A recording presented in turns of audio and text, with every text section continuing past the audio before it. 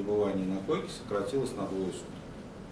Поэтому вот это результат, это уже и значительно выше и производительность, ну, конечно, эффективность и прогноз другой. Поэтому технологии сегодня и спасают жизни, и делают операции менее травматичными, ну и, конечно, улучшают прогноз.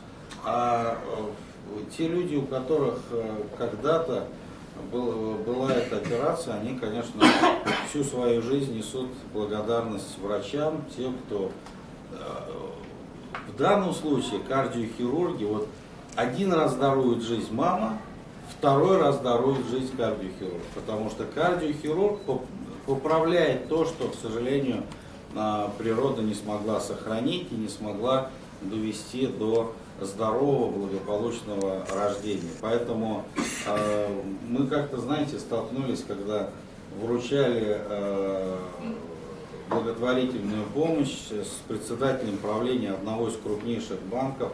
Не буду уже называть, но он уже сейчас на другом месте работает. Он просто признался, ему 45 лет было, он просто признался: вот мне в детстве кардиохирурги сделали операцию. Вот эту благодарность врачам он несет через всю свою жизнь, потому что для них это вот человек, который подарил им второй раз жизнь. Поэтому я поздравляю коллектив, я очень горд, я счастлив от того, что вот в конце прошлого года коллектив, команда кардиохирургов, сосудистых хирургов,